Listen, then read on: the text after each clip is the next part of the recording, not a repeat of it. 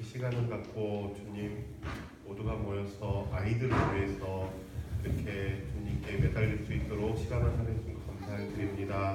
저희들 너무 부족하고 연약한 부분들 너무 많이 있지만 모두가 다 주님의 길을 가는데 앞장설 수 있도록 함께하여 주시옵시고 아멘. 주님의 계획하심에 의해서 한 발짝 한 발짝 나아갈 수 있도록 주께서 인도하여 주시옵소서. 아멘. 많은 시행착오도 있을 거라 믿습니다. 그러나 그 시행착오 있을 때마다 저희들의 처음에 했던 초심을 잃지 않고 오로지 계획하시고 준비하시는 주님만 바라보면서 그 길을 나아갈 수 있도록 어머니들에게도 힘을 주시옵시고 가족들 그리고 자녀들에게도 주님의 은혜로 보살펴 주시옵소서. 아멘. 지금 오늘 처치홈스쿨 부모 교육을 처음 시작하는 시간이 오니 마치는 시간까지 주께서 함께하여 주시옵시고 이 시간이 뜻깊은 시간이 될 수 있도록 주께서 역사하여 주시옵소서.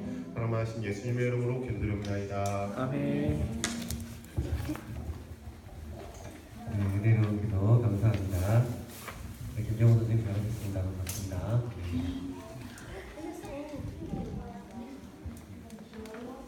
그래요. 오늘도 역시나 진행할 때에 중간중간에 이렇게 끊고 질문하시거나 하실 말씀 있으시면 언제든지 해주셔도 됩니다. 오신 분들 환영하고요. 오늘 주제는 부모의 두 번째 시간으로서 자녀를 인격적으로 대하기라는 주제로 나눠보려고 합니다.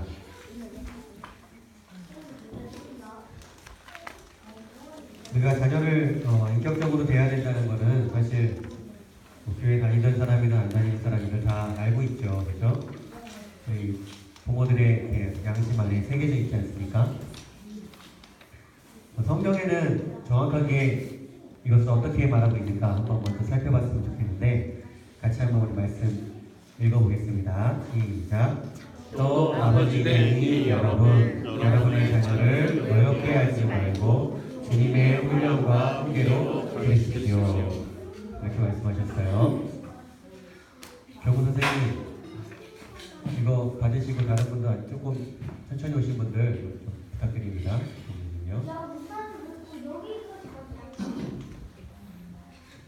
성경은요, 이 자녀 양육과 관련해서 이거는 좀 하지 말았으면 좋겠다라고 부모들에게 딱 정확하게 당부한 게 나와 있는데 그것이 무엇인가 하면은 자녀를 노엽게 하지 말라는 거예요. 이게 자녀가 노엽게 된다는 건 무엇인지 조금 사실 우리가 평상시에 쓰는 표현은 아니기 때문에 잘 안 와닿는 면이 있어요. 근데 같은 내용의 구절인데 골로새서 말씀에 노엽게 하지 말라는 표현을 이렇게 현대인의 성경 버전으로 보면 이렇게 번역을 해놨거든요. 자녀들의 감정을 건드려서 화나게 하지 마십시오. 요즘 표현으로 하자면은 감정적으로 대하지 말라는 거죠. 왜냐하면은 그들이 그렇게 대하면은 감정적으로 건드려서 애들이 잘못 터치가 돼버리면은 자녀들이 낙심하게 된다라는 거예요. 여기서 낙심하게 된다라는 거는 요즘 우리의 표현으로 치면은 그때부터는 말이 안 들리는 거예요. 훈계가 안 먹히는 거예요. 언제요? 우리가 그들의 감정을 잘못 건드려갖고 화나게 되면, 그들을 감정적으로 대하면, 그들을 노엽게 만들어버리면 그때부터는 훈계가 안 돼버려요. 좀 이렇게 자세히 한번 하나씩 살펴볼게요. 우리 자녀들은 언제 노엽게 되는가? 첫 번째로 부모가 또는 교사가 자녀를 감정적으로 학대할 때, 이 감정적인 학대는 우리 자녀들 대답해 보세요. 자녀들 처치홈스쿨 자녀들 대답해 보세요. 한나야. 거기서 자유롭게 지내도 되는데 대화는 소곤소곤 해주세요. 대답하세요. 대화는 어떻게 한다고요? 그러세요. 시작 해보세요. 고마워요. 마음껏 대화해도 돼요. 소곤 해주세요. 왜냐하면 부모님들 지금 공부하는 시간이니까요. 의외로 자주 일어나는 일이에요. 우리 가정에서도 일어나지만 우리 자녀들이 어디 학교나 학원, 뭐 태권도 학원, 피아노 학원 갔을 때 감정적으로 학대되는 때가 있어요. 거기에는 뭐가 들어있냐면은 첫 번째로 조롱. 이 조롱 심상치 일어납니다. 야, 너 그런 것도 못해? 이게 근데 특별히 남자들이 실수하는 부분이 많은데 남자들은 농담이라고 생각해서 걔랑 친해지고 싶어서 하는 거예요. 의도는 나쁜 의도가 아니에요. 의도는 좋은데 그거를 그 아이를 조롱하는 형태로 표현할 때가 있다는 거예요. 야, 너 여기 코 묻었다, 코 묻었어. 아이, 더러워라, 더러워라. 뭐 이런 거 있잖아요. 그럴 때의 아이들은 이 감정적으로 학대를 받을 수 있어요. 또 언제가 있냐면은 분노를 표출하는 거예요. 분노를 쏟아내는 거죠. 자녀가 이렇게 분노를 막 퍼부음을 당하면은 역시 감정적으로 잘못 터치가 되면서 어떤 그때부터는 훈계가 잘 안 먹히는 일들이 일어날 수가 있죠. 여러분들 어렸을 때에 기억나시는 장면들이 있을 거예요. 특별히 청소년 시기에 조금 접어들 때쯤 돼갖고 부모님이나 선생님이 분노를 막 확 쏟아내면은 그때부터는 그 다음부터 하는 훈계에 내가 귀를 막아버리잖아요. 안 들어버리잖아요. 그래, 말씀하십시오. 나는 안 듣는다. 그 다음부터는 훈계가 일어나지 않는 거예요. 또 비하하는 것들이 있습니다. 조롱, 비하 마찬가지인데, 그리고 비교하는 것들. 이 비교 관련해서는 다음 주에 강의를 따로 한 강의를 다룰 건데 잠깐 얘기하면은 뭐 쟤처럼 해봐라요. 얘는 이렇게 하고 있잖아. 이런 것도 오늘도 한 사건이 있었습니다. 그런 거. 근데 우리 입에 배어있기 때문에 또 우리가 그런 걸 항상 당하면서 살았기 때문에 자연스럽게 나오는데 비교를 당하면 또 자녀들이 감정적으로 자신을 학대를 받았다고 볼 수가 있어요. 그리고 육체적으로는 체벌 관련해서도 우리가 강의가 하나 따로 있죠. 체벌은 성경적으로 충분히 되어질 수 있는데 체벌이 성경적으로 되지 않고 감정적으로 되어졌을 때 또 자녀들이 노엽게 될 수가 있죠. 그렇습니다. 그리고 또 두 번째로 자녀가 언제 노엽게 되냐면은 자신의 감정이 이해되지 못한다고 느낄 때예요. 이것도 굉장히 많이 있어요. 제가 오늘 마크 선생님의 아이들하고 대화를 쭉 나누는데 무엇에 대해 대화를 나누냐면은 지난 겨울에 표청수 캠프할 때 그때 있었던 일들에 대해서 이제서 나눈 거예요. 그때 뭐가 있었냐면은 아이들이 막 몸으로 땡기면서 막 밀고 땡기고 막 들고 가고 이런 거 그렇게 놀고 있었는데 제가 그 아이들을 딱 멈추고 벽에다가 잠깐 세워놓고 그 아이들을 엄히 훈계했어요. 근데 그 중에 두 아이는 자기는 그 일을 서로 밀고 땡기고 노는 데에 관련된 게 아니라 사실은 그걸 하지 말라고 말리는 중이었어요. 근데 제가 그것을 충분히 들어주지 못하고 그냥 일단 서 있게 한 거예요. 그랬더니 그 아이들 마음에 어떤 감정이 생겼냐면 억울한 감정이 생긴 거예요. 근데 그 아이들이 또 완전히 잘한 것만은 아니었어요. 잘못한 부분도 일부 있었어요. 근데 자기가 억울한 것이 충분히 이거는 아닌데 이 부분은 내가 잘못한 게 아닌데 억울한 게 생겨버리니까 나머지 훈계도 들리지가 않는 거예요. 그래서 그것 때문에 또 부모님도 감정이 좀 상하고 막 이런 일들이 있다가 부모님들끼리는 정리가 다 됐는데 자녀들은 이제서야 저랑 대화를 나누면서 정리를 했거든요. 저도 사과를 하고 우리가 부모로서 저도 실수를 하는 것처럼 다 실수할 수 있습니다. 근데 이렇게 자녀들의 감정을 이해해주지 못한 것이 자녀를 노엽게 만들 수 있다는 거, 그때부터 훈계가 안 들어가게 만들 수 있다는 것을 알고 오늘부터는 잘하고 잘못한 게 있으면 또 회개하고 사과하고 변화되고 그러면 괜찮습니다. 뭐 완벽한 부모이어야만 된다 이런 얘기는 아닙니다. 그건 걱정 마시고요.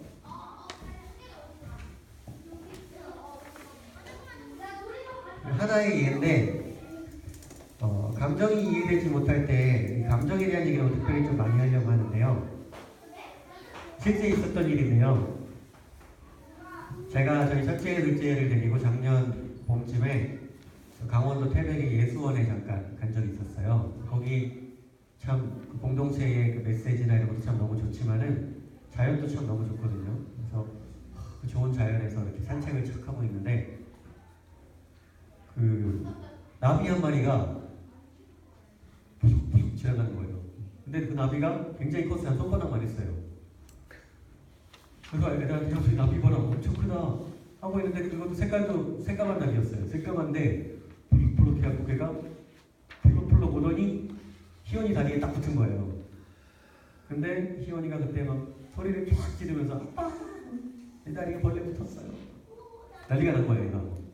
그 다리를 떨고 막 하는데 이게 안 떨어져요. 막. 그래서 막 그래서 겨우겨우 어떻게 하고 걔를 떨어내고 했는데 그때부터 얘가 그냥 엉엉엉엉 울기 시작하는 거예요. 아빠 나비가 그래서 막. 그때에 여러분이 부모라면은 어떤 반응을 보였을 것 같은지 정답을 고르는 게 아니라 나는 이랬을 것 같다. 실제 상황을 한번 상상해 보는 거예요. 자, 1번. 아, 괜찮아 그거 나비는 안 물어 울지 마 괜찮아. 이게 1번이에요. 1번 손 드셨어요. 네, 감사합니다. 복수응답 가능합니다. 자, 2번.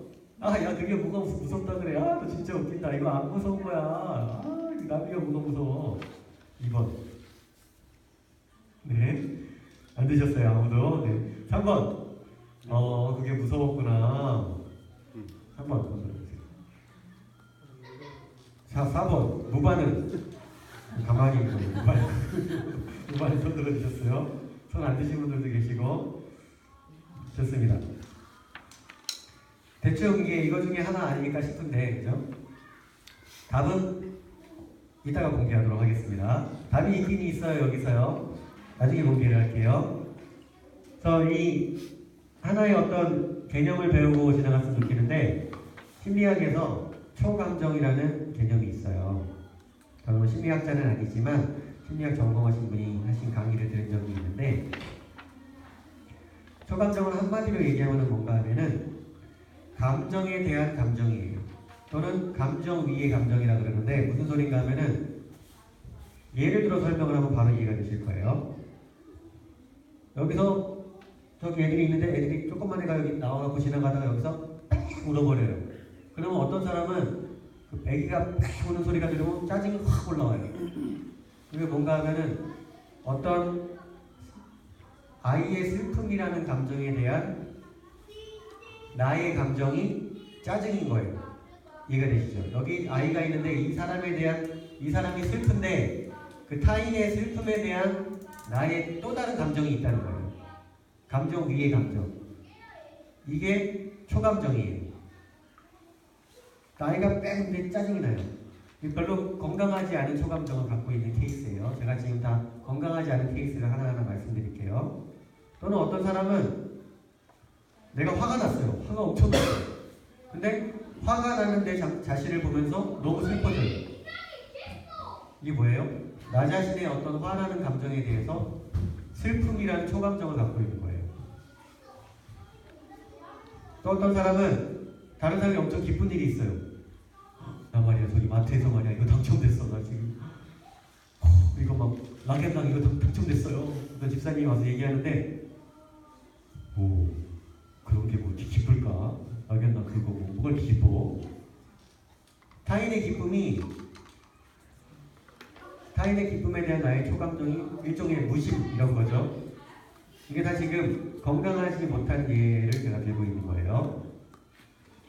근데 이런 초감정이 언제 형성되는가 봤더니 놀랍게도 대부분 다 이 초감정은 부모로부터 물려받는다고 알려져 있어요.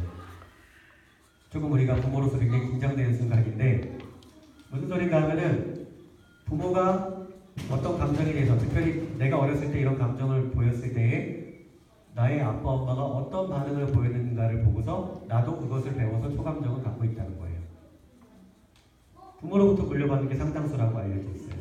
예를 들면 이런 거죠. 남자애가 막 울어요. 근데 아빠가 남자는 우는 거 아니야. 남자는 태어나서 3번 우는 거야. 어디 부끄럽게. 그러면 우는 거는 부끄러운 일이구나. 이렇게 초감정이 생기는 거예요. 우는 감정은 슬픔은 부끄러운 거야. 건강하지 않은 초감정이 생기는 케이스죠.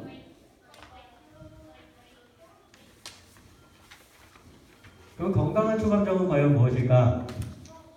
놀랍게도 성경은 이미 2000년 전에 초감정이라는 단어는 없었지만 그때 심리학이 없었기 때문에 이미 건강한 초감정에 대해서 우리에게 가르쳐주고 있다는 거예요.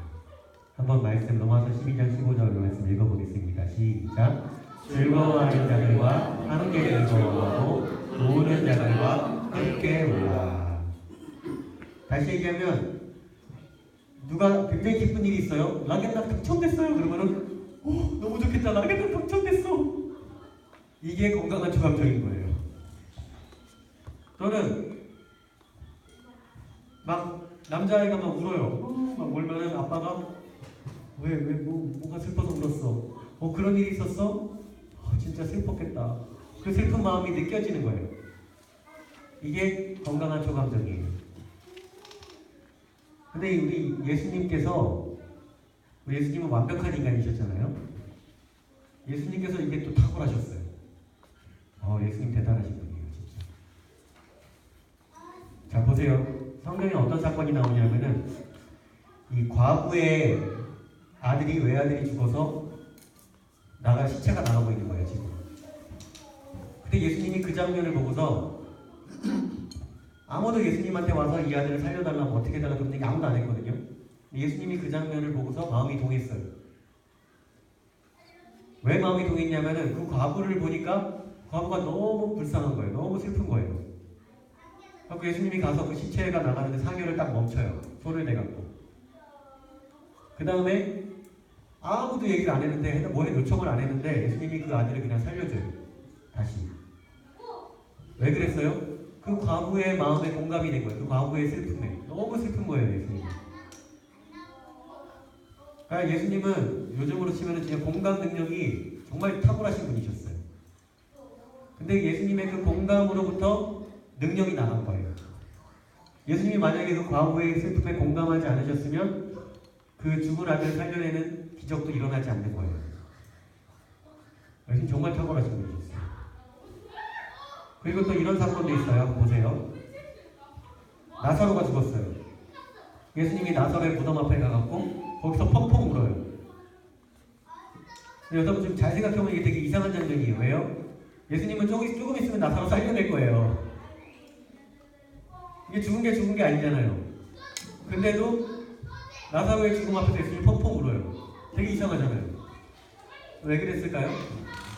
예수님은 지금 나사로의 죽은 것 자체도 슬픈 것도 슬픈 거지만 그 가족들의 슬픔, 이 젊은 청년이 죽었다는 그 슬픔에 너무나 공감이 되는 거예요.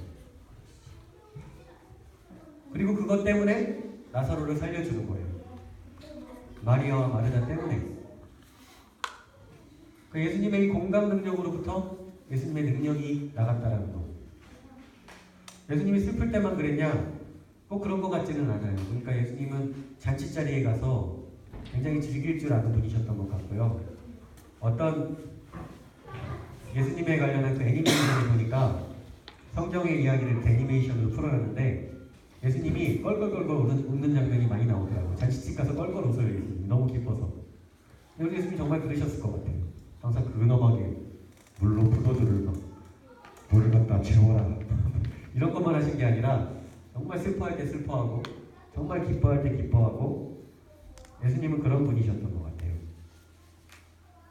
이게 이제 건강한 초감정인데 그러면은 과연 나는 어떤가?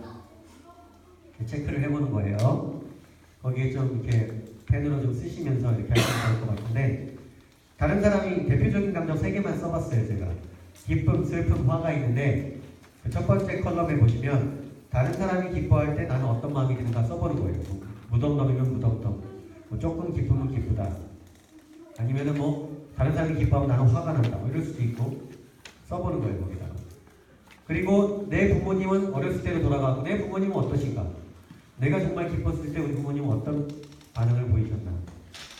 그리고 그 옆으로 가서 내가 가져야 될 건강한 초감정은 그렇다면 어떤 것이 있을까? 이것을 기쁨, 슬픔, 화, 그 밑에 빈칸에다가 이 3가지 감정 말고 또 다른 감정, 실망한 감정, 좌절한 감정, 뭐든지 우울한 감정, 뭐든지 좋습니다. 그걸 한번 쓰시고 또 한번 해보시는 거예요. 제가 한 3분에서 5분 정도 드릴 테니까 간단하게 탁탁 적으셔도 되고 뭐 자세히 적으셔도 되고 해보시기 바랍니다. 전에 또 해보신 분들도 다시 한번 또 해보시면서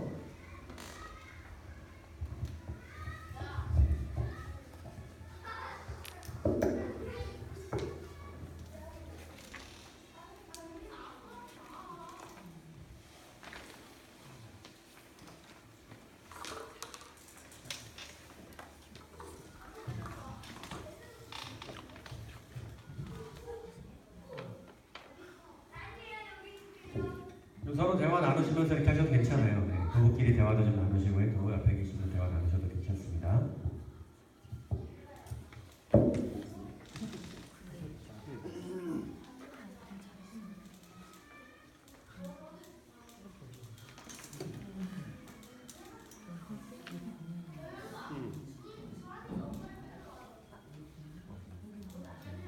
내가 기뻐할 때 내가 뭘 물려받는지 진짜.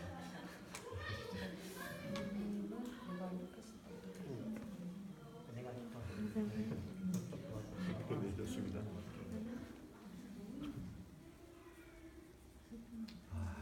진짜 건강하신 분이시네요. 굳이 화를 내야 된다고. 화가 안 났어. 이거는 화를 냈을 때 저 이제 저한테 저한테는 건 아니더라도 그냥 화가 난 사람이 있었을 때 그런 게 있거든요. 화를 내는 사람이 있을 때 화가 난 사람이 있을 때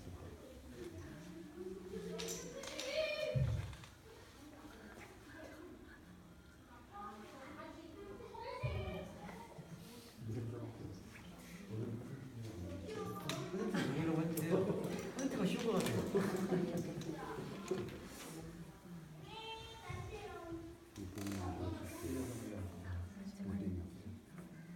전에 썼던 거하고 똑같은 거 같아요. 아직. 사람에 따라 다르잖아요. 기억나네. 분야에 따라서. 그래서 화도 제가 케이스가 케이스가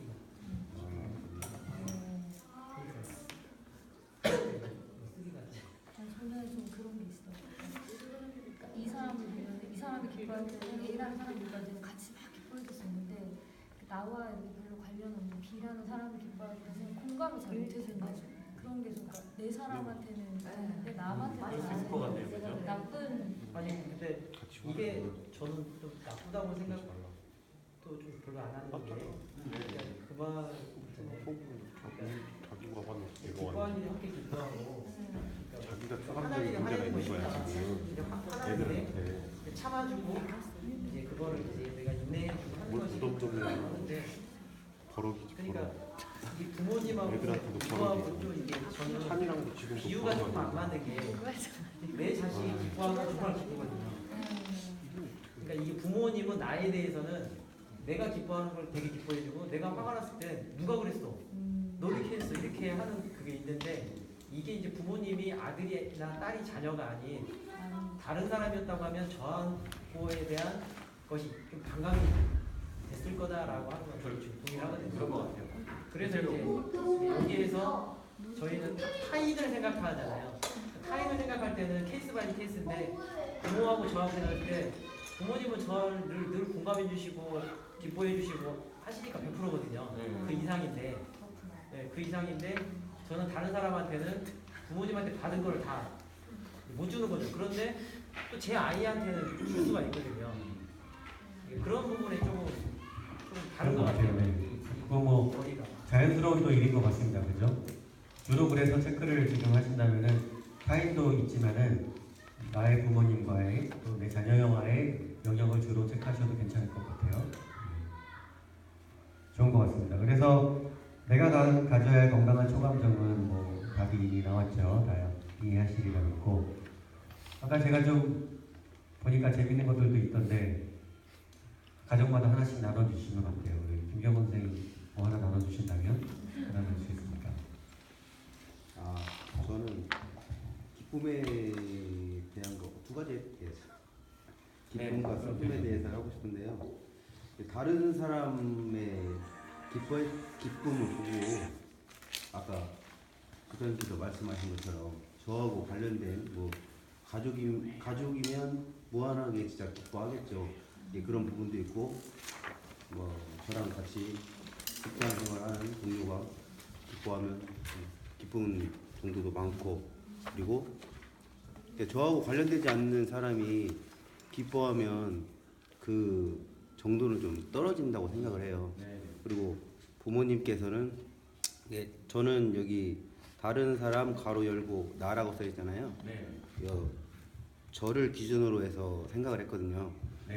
이게 제가 기뻐했을 때 기쁜 일이 생겼을 때 저희 부모님께서는 진짜 엄청 기뻐해 주시고 더 어떻게 하면 더 기뻐하게 할까 막 이렇게 해주셨어요. 예, 그런 감정을 많이 받았고 슬픔은 이 감정은 제가 큰 것 같아요. 이게 다른 사람이 슬퍼하면 막 눈물 막 흘리고 막 그런 게 있어요. 드라마 보시면 많이 보시겠네요. 그런 적도 있어요. 그러지 않나요 원래? 제가 오늘 보니까 놀란 게 지난해에서 보니까 전체적으로 굉장히 건강한 부모님들을 많이 만나셨고 또 굉장히 건강한 처감정을 많이 갖고 계신 것 같아요. 다른 데 가서 강의하면은 비율이 건강한 비율이 이 정도 많지 않거든요. 근데 정말 복 받으신 분들이 많이 있는 것 같아요. 작년에는 조현민 집사님이 그런 얘기 하시더라고요. 조현민 집사님은 남편을 만나서 사랑이라는 것을 처음 알았어요. 저희가 얼마만큼 이 감정이 풍부하시고 잘 공감하시고 좋은 남편이신 것 같아요. 또 보니까 녹화중에 있습니다 이거. 얼마나 기해요, 그죠? 나눠주셔서 감사해요. 우리 전목사님 가정은 어떠세요? 전진해주세요. 제가 감독을 해드려요. 아니 그거 찍은 거 아니고. 아 괜찮아요. 나만 안 해도 찍으면 돼요. 된다고 네. 찍었는데. 저는 할 말이 많은데 저보다는 아내가 하는 게 더 나을 것 같아요. 저는 굉장히 감정도 단순하게. 저는 다른 사람 기쁨에 대해서는 일단 아는 사람 모르는 사람 다 기뻐요. 그리고 내 부모님의 감정은 기쁘다. 그리고 슬픔도 다른 사람에 대해서는 슬프다. 그리고 다른 사람의 슬픔에 대한 내 부모님의 감정도 슬프다. 근데 화에 대해서는 다른 사람이 이제 화를 낼 때 저의 감정은 당황스럽다. 저는 진짜 누가 이제 막 화를 내거나 이러면 약간 멘붕 상태가 돼요. 어떻게 해야 될지 모르겠는 상태. 예. 그리고 또 다른 사람의 화에 대한 내 부모님의 감정도 제가 이렇게 옆에서 이제 봤을 때도 부모님도 그러신 것 같아요. 같이 화를 내시는 게 아니라 어떻게 해야 되지? 네. 예, 이런. 네, 알겠습니다. 나눠주셔서 감사합니다. 전목사님도 나누시겠어요? 저는 네. 저희 아버지와 어머니가 좀 달랐어요. 어머니는 감정 표현이 좀 풍부하신 분이고 아버지는 무뚝뚝하신 분이셨어요. 그래서 어머니의 영향을 받은 거는 어쨌든 어머니는 기쁠 때는 어딘가나 웃음이 끊이지 않는 분이셔서 당신은 왜 이렇게 뭐가 이렇게 기뻐서 이렇게 웃냐고 물을 정도로 그러면 예수 믿으면 기쁘다고 얘기하시는 분이었기 때문에 그런 것들에 대해서는 근데 이제 슬픔에 가면도 어머니는 눈물도 많으시고 근데 아버지는 무반응. 근데 은근히 아버지에 대한 영향이 있어요. 그러니까 항상 저도 기쁘기만 반응하지 않고 이렇게 무반응으로 대할 때 무감각스럽게 대할 때가 좀 많이 있어요. 공감이 많이 아버님이 좀 떨어지셨었어요. 그래서 개인적인 안에는 진짜 저도 드라마 보면 막 울고 막 그러는데 근데 기본적으로 어떤 제가 힘들다거나 아니면 여러 가지 상황이 있으면은 그 슬픔에 공감이 잘 안 될 때나 아니면 들어가지 못할 때가 많이 있더라고요. 그다음에 저는 화가 짜증. 저는 아까 첫 번째가 저하고 맞은 것 같아요. 화나는 사람 보면은 짜증나요. 네. 짜증나요. 저는 이제 화를 내기는 유발자고 여기는 화를 내시는 분이고 화를 내면은 제가 짜증이 나고 아니 이제 원래 이런 거 다 뭐 해야 되잖아요. 아니 주로 아니 제가 남편이 화를 내시잖아요. 아니 이게 뭐냐면은 넘어가네. 아니 저한테 화를 낸다는 얘기가 아니고요. 아이한테 화를 내는 거를 볼 때 제 초감정이 짜증이에요. 예. 그래서 어떨 때는 두 가지 무반응. 이 두 가지가 부모에게 똑같이 어머님도 그런 것들에 대해서는 화나는 것들을 약간 회피하듯이 하셨고 아버지는 뭘 그러냐는 식으로 이렇게 약간 반응이 좀 무반응이셨고 네. 예 그랬었습니다. 네. 알겠습니다. 나눠주셔서 감사합니다. 우리 김현 선생님까지 한번 나눠주시죠.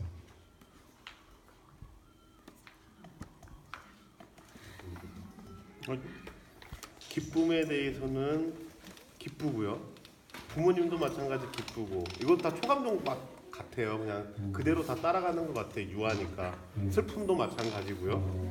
근데 화를 내는데 이제 거기에서 이제 아내하고 저하고 다른 부분이 이제 네. 저 같은 경우는 왜 굳이 화를 내야 되나 참 긍정적이고 좀 낙천적이다. 네. 그리고 이제 그게 몸에 배어 있어서 그런지 모르겠어요. 이제 리더를 하다 보니까 이게 중재 역할을 하잖아요. 소리를 많이 듣고 이쪽의 상황들 보고 들어보고 하다 보니까 조화롭게 이걸 풀어주기 위해서 이쪽에도 맞춰주고 여기도 맞춰주고 하다 보니까 그것을 이해하려고 많이 노력하는 스타일이 되고 그러면서 부모님들은 좀 사이가 있는데 거기도 말씀드리면서 이제 거기는 이제 뭐 어머니나 아버지 상황을 또 중간에 끼면은 제가 또 다 조화롭게 또 가는 매듭지고 하는 역할이 돼서 일단은 배려, 이해. 근데 거기에 이제 제일 이제 저하고 이제 말이 그래서 저는 화를 내더라도 낙천적으로 풀어버리니까 아내는 애들한테 화를 푸는 거고 짜증을 내고. 네. 그러면은 저는 또 굳이 또 이걸 왜 또 그래야 되는지 그러면서 애들을 피하게 하고 이제 떨어뜨려 놓고 네. 그런 중재 역할인 것 같아요. 지금 보면은. 악역당사. 네. 근데 그 악역도 놓고 보면은 굳이 해야 되나? 사실 그러잖아요. 그냥 한 예를 들어서 만약에 찬주가 뭐 음식을 뭐 흘렸어요. 네. 그걸 뭐라고 안 해도 되잖아요. 그냥 좋게 막 이거 그냥 치워 하고 치워줄게. 조금 이따 꼭 치워야 돼 하면 알아서 치우거든요. 네. 시간이 5분 걸리고 10분이 걸리겠지만 근데 그것을 꼭 급하게 하니까 짜증이 나는 거야. 이거하고 아들하고 부딪히는 거. 내 초감정은 건강하지 않았으니까 그 전에 나눴을 때 그런 거 같아요. 근데 이거는 제가 네. 와이프한테 집사람들이 비슷하게 하거든요. 네. 그러니까 뭐냐면 본인이 그렇지. 남녀 차이가 예를 있나요? 들어서 본인이 설거지를 하다 그릇을 깨먹었어요. 그럼 뭐라고 써요? 아무도 없어. 내 거니까. 그런데 제가 그릇을 깨먹거나 아이가 뭔가를 깨먹잖아요. 그러면 긴장감이 도는 거죠. 긴장감이 도는 거죠. 그러니까 저 약간 좀 그런 상황이 뭐냐면 저도 이제 그래서 이제 내로남불이라고 하잖아요. 아시잖아요? 내로남불. 연불처럼 들려가지고 요즘 내가 하면 로맨스 남이 하면 불륜이다라고 하면 내로남불이라고 요즘 많이 그런 말 하잖아요. 그러니까 저도 그래서 이런 부분이 그러니까 아까 똑같은 게 지사님 말씀하신 것처럼 남편들은 조금 그런 성향이 조금 약간은 저도 지금 공감을 많이 하거든요. 네. 그래서 그런 부분.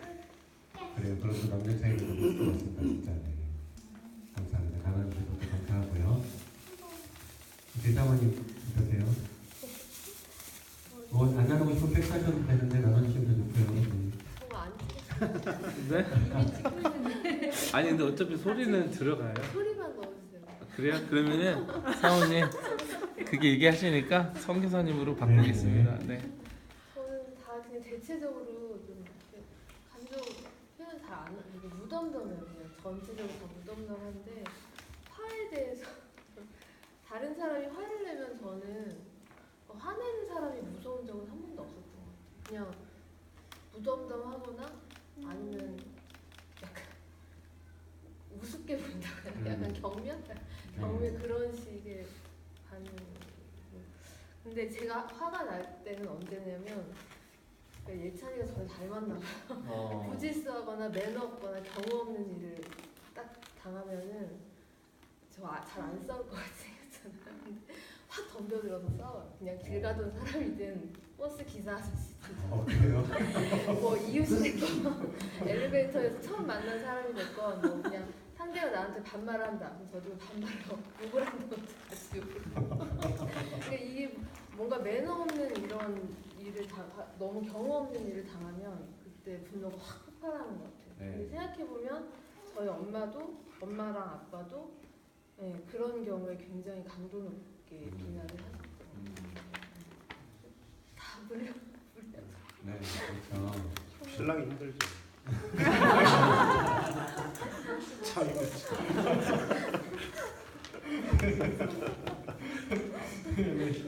감사합니다. 나눠주셔서 감사합니다. 우리 유광 선생님 해주시죠. 기쁨에 대한 저의 감정은 함께 기뻐해주는 경우가 좀 많은 것 같아요. 근데 상황에 따라서 무덤덤해지거나 그럴 때도 있는 것 같고, 저희 부모님께서 제게 해주셨던 기쁨에 대해서는 기억이 나지 않을 정도로 멍해지네요. 그러니까 그냥 그런 적이 없으셨던 건지 아니면 그냥 무덤덤하게 지나가셨던 건지 그런 것도 있고, 다른 사람 슬픔에 대해서는 공감은 해주지만, 공감은 해주려고 하고 방법은 알겠지만 한 번씩 짜증이 올라올 수 있는 그렇지만 그러지 않으려고는 알면서 이게 짜증이 올라오기도 하더라고요. 왜 그런가 봤더니 부모님께서 이제 저의 슬픔에 대해서 하셨는데, 어른이 돼서의 저의 힘들고 슬픔에 대해서는 나중에서 봤을 때는 어렸을 때는 그걸 부모님께서 저에게 보여주지 않으시려고 했던 것 같은 느낌이 어른이 돼서 보니까 그게 느껴지는 것 같아요. 부모님도 슬퍼할 때는 뒤돌아서서 슬퍼하시고 위로해주시지는 않으시지만 뒤에서 슬퍼해주시고 뭐 꼬닥여주거나 그러진 않으셨지만 뒤에서는 하셨던 것 같은 느낌이 나중에서야 들더라고요. 그렇게 느껴졌고, 다른 사람이 화를 내면 좀 두려움이 좀 있어요. 소리를 막 지른다고 하면 내가 뭘 잘못했는지도 찾고 있는 거예요. 그런 거를 볼 때 정말 제가 잘못한 게 아니고 다른 데서 화를 내고 있는 상황에서도 제가 내가 뭘 잘못했지? 내가 뭘 잘못했나를 찾고 있는 이상한 반응을 보이는 걸 보고 왜 이런 반응이 보이지라는 걸 느끼기도 했었거든요. 어렸을 때 부모님이 저에게 화를 냈을 때 그때를 보면 정말 요목조목 이렇게 꼬집어서 말씀해 주셨던 엄마는 그런 게 아니라 아빠께서 그러셨을 때 그냥 말씀으로 말로 그냥 확 잡으셨거든요. 그런 거 보면서 그게 좀 영향이 있었는데 그것 때문에 두려움을 느끼고 있지는 않아요. 네, 그럴 수 있겠네요. 자, 이렇게 돌아보는 시간을 갖는 것 자체가 좀 의미가 있는 것 같아요. 그죠? 우리 신전 사모님 나눠주실 거 있으십니까? 네. 저는 아까 잠깐 나눴는데 저는 사람에 따라 다르다고 하는 게 저는 별로 이제 이거 하기 전에는 저는 좀 제가 괜찮은 감정을 가지고 있는 것 같아요. 괜찮은 초감정을 가지고 있는 것 같아요. 공감을 잘해주고 있다는 그러니까 기뻐하는 일을 기뻐하고 슬퍼하는 일을 슬퍼하고. 근데 이제 저번에도 이거 한번 했었잖아요. 네. 그때 이제 돌이켜서 생각해보면 그게 별로 저에게 건강하지 않구나라는 걸 이제 그때 알았거든요.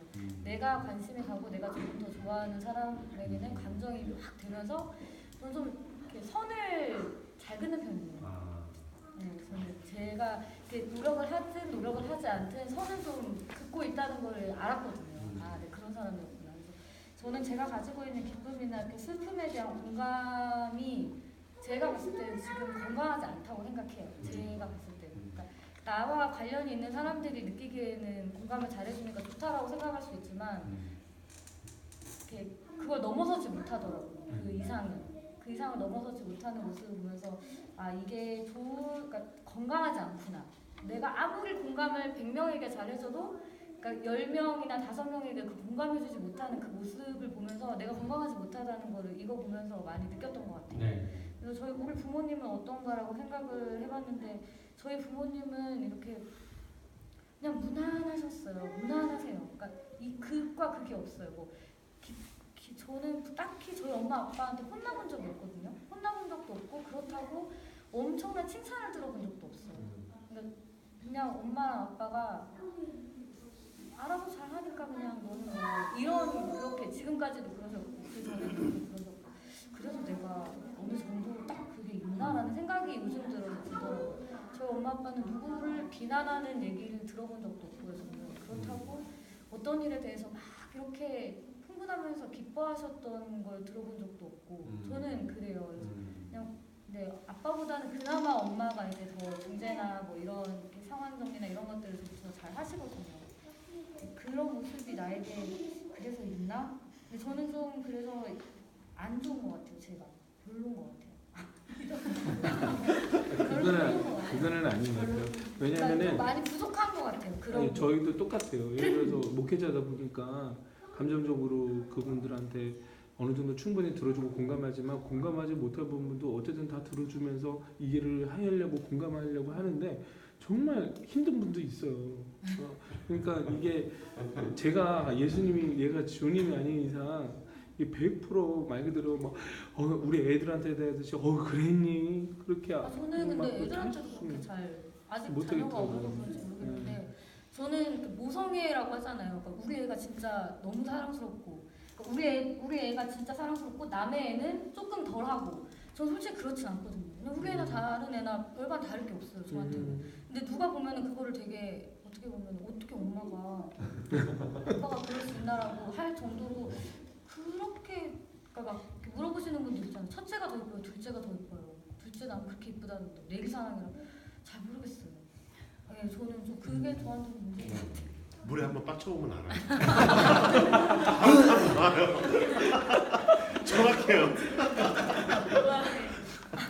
선생님 근데 난 얘기를 듣다 보니까 이제 궁금증이 조금 생기는 부분이 그러니까 저희가 그러니까 좀 진정으로 어찌 보면 슬퍼해주고 싶은 사람, 진정으로 기뻐해주고 싶은 사람이 이렇게 있잖아요.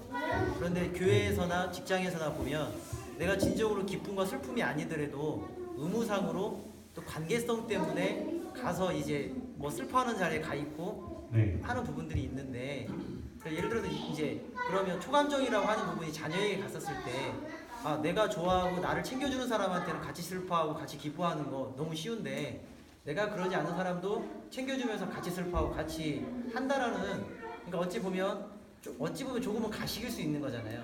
그러니까 이러한 부분들이 그럼 자녀에게 그러니까 예를 들어서 누구 뭐 있는데 우리는 안 가요? 라고 할 때 사실 뭐 별로 가고 싶지 않은 부분인데 아이가 질문을 했었을 때 그 기뻐하는 자리인데 같이 가야 되는 거 아니에요?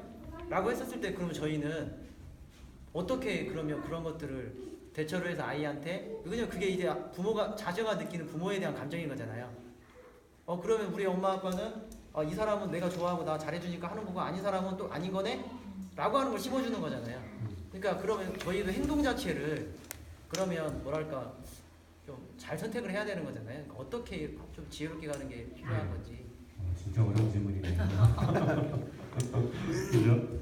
왜냐면 진짜 우리 목사님도 말씀해 주셨지만 주님은 완벽하게 하셨는데 또 사실 감정도의 노동이 어느 정도 들어가는 부분인데 우리가 뭐 상가집만 그렇다고 다 찾아다닐 수도 없는 거고 근데 우리 최지원 사모님 얘기를 좀 듣다 보니까 정리가 저도 좀 되는 것 같은데 우리가 우리 스스로 이렇게 선을 그어놓는 것들이 있었는데 그 영역에서 조금 더 한두 발 더 나아가는 거는 자녀들에게 보여줄 수 있지 않을까.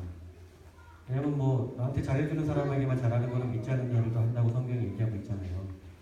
그 사람마다 그 선은 다 누구나 있는데 우리 예수 믿는 사람이라면 또 자녀를 키우면서 그 부분을 건강한 초감정을 물려주기를 힘쓰는 사람이라면 기존에 해오던 것보다는 조금 더 한두 발 더 나아가서 더 사랑하고 더 공감하고 하는 일들을 우리가 그 정도는 할 수 있지 않을까.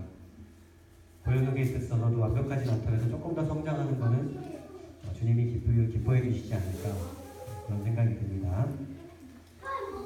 우리 여기 유현정 선생님 마지막으로 좀 알려주시고. 저희 부모님은 다른 사람의 기쁨과 슬픔에 굉장히 공감 능력이 뛰어나신 분들이셨고 지금도 마찬가지로 그러신데 저는 좀 다르게 자랐던 것 같아요. 중고등학교 때 조금 약간 많이 좀 지내다 보니까 그런 감정들을 좀 표현들을 잘 못하고 부모님이 늦게 밤에 맞벌이 하시고 좀 뭐 직장의 그런 위치상 늦게 들어오신 적이 많았는데 그래서 혼자 지내다 그러다 하다 보니까 그걸 어떤 이야기를 표현할 그런 기회들이 좀 적었던 것 같아요.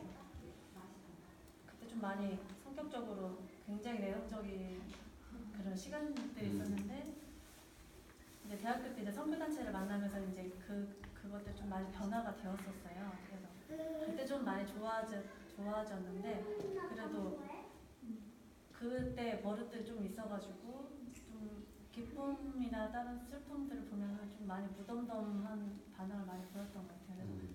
그래서 저는 바퀴벌레를 봐도 바퀴벌레는 이렇게 하고 그냥 그러니까 크게 놀라지 않고 네. 뭔가 그랬었거든요. 네. 다른 사람들이 보면 되게 신기하다고 많이 말했었는데 이제 바퀴벌레 때문에 계속 놀라는 사람을 보면 어떤 마음이에요?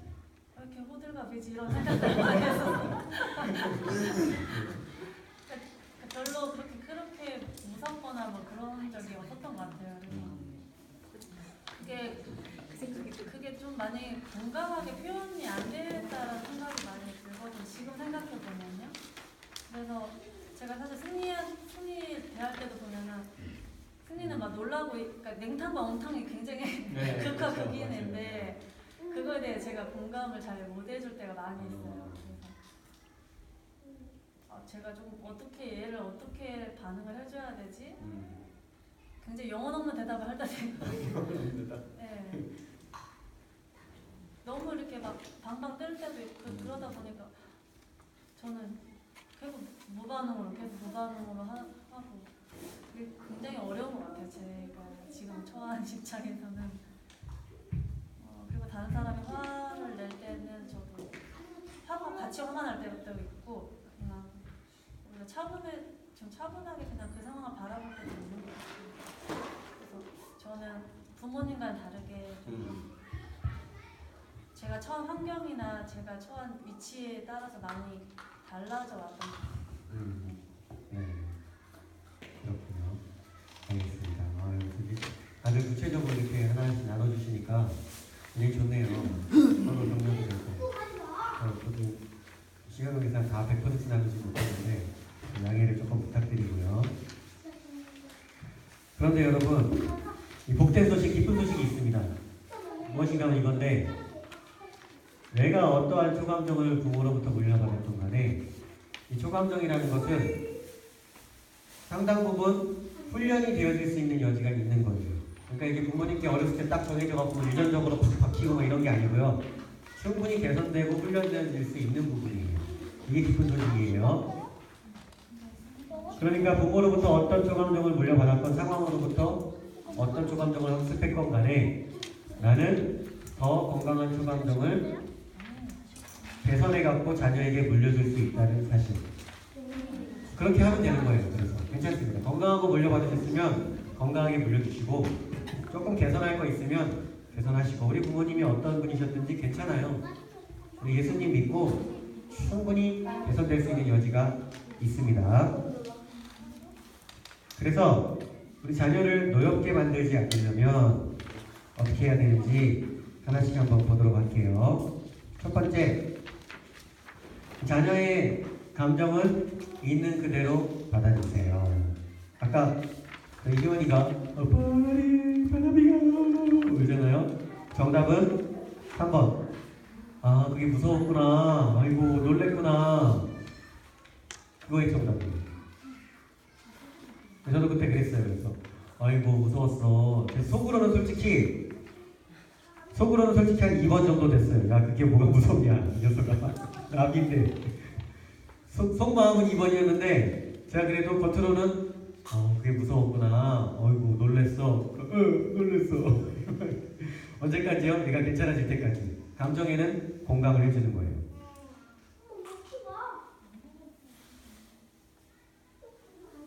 그리고 또 하나 이게 그거 이게 1번은 왜 안 되냐면은 괜찮아, 그거 안 무는 벌레야, 울지 마. 이거는 그 아이의 감정을 좀 부인하는 대답이 될 수도 있기 때문에 그렇게 건강하지는 않고요. 물론 설명해 줄 수 있죠. 나중에 나비는 안 보는 거니까 혹시 다음에 그런 일 있으면 그렇게 설명해 줄 수 있겠지만 일단은 그 아이가 놀랐다는 그 감정에 대해서는 공감해 줄 필요가 있다는 거예요. 2번은요 사실 좀 최악이죠. 그죠? 그 감정을 조롱해 버리니까. 그러면 그 아이도 나중에 다른 사람이 어떤 슬픈 일이 있을 때 그거를 조롱해 버려요. 그렇습니다. 4번은 뭐예요? 예, 사이코패스죠. 사이코패스. 심하게 가면요. 그죠? 다른 사람의 감정이 안 느껴지는 거예요. 그래서 사실은 3번이 정답인데 걱정 마십시오 여러분. 훈련이 되어질 수 있습니다. 요거를 좀 알면 도움이 되는데요. 훈련할 때요. 뭔가 하면 이 세상에 옳고 그른 감정은 없다는 거예요. 감정은 그냥 감정이에요. 감정도 하나님이 만드신 거예요. 창조의 영역이거든요. 예를 들어서 특별히 오늘 쭉 나눠서 들어보셔서 알겠지만 다른 것들은 건강해도 화에 대한 감정은 또 꼭 그렇지는 않은 것 같아요. 우리나라 문화랑도 좀 관련이 있는데 동양권에서는요 화를 내면은 못 쓸 사람이 되어버리죠. 화를 표현하는 것도 그렇게 건강하게 보지 않죠. 내가 뭐 분노를 쏟아내지 않더라도 내가 화났다는 것 자체를 그냥 감정을 보여줬을 뿐인데 그것도 사실 주위에서 그렇게 건강하게 보지는 않는 경향들이 있어요. 그런데 성경은 놀랍게도 화라는 감정을 부인하지 않아요. 이런 말씀이 있죠. 화를 내더라도 죄를 짓는데 이르지 않도록 하십시오.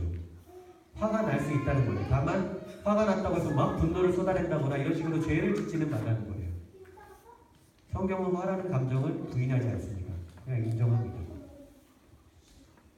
그래서 우리 자녀들도요. 우리 자녀들의 감정이 훈련의 대상이 아니라는 걸 알아야 돼요. 우리 승리가 막 온탕과 냉탕을 왔다 갔다 해도 감정이 얘가 왜 이렇게 온탕과 냉탕을 왔다 갔다 하지? 좀 이렇게 좀 중심을 좀 지켜야지라고 생각하지 않아도 괜찮다는 거예요. 물론 잘하면서 그렇게 좀 균형이 맞춰질 수도 있어요. 근데 일단 현재 상황에서 아이의 어떤 감정을 바꾸려고 노력하지 않아도 된다는 거.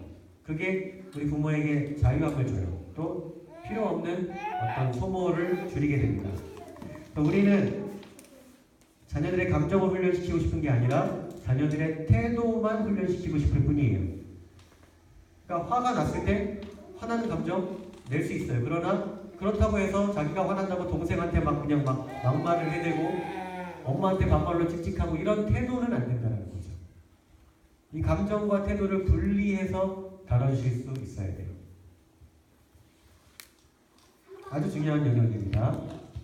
그러니까 우리 자녀들이 자라나면서 어떤 감정을 보였을 때 어떤 잘못된 태도가 나왔을 때 이거를 다 엮어갖고 잘못된 태도가 나왔는데 너는 인격적으로 잘못된 애야라고 잘못된 훈육을 하는 경우가 있어요. 근데 감정과 태도를 분리해서 해주면은 참 좋아요. 어떻게 하냐면은 말 그대로 이제 공감해주는 거죠. 근데 그게 아주 신생아 때부터 시작이 될 수 있어요. 이게요,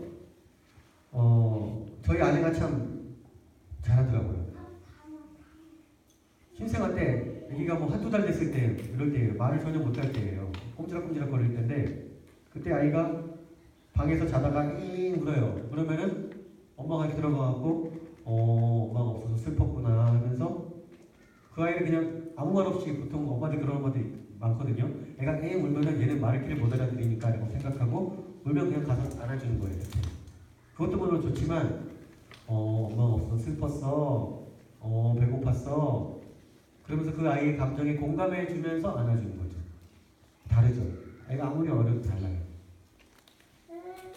저는 그런 거 못하는데요. 괜찮아요. 못하셔도 돼요. 조금씩 같이 훈련해 가자는 거예요. 승리 괜찮아요. 훈련하면 됩니다. 엄마도.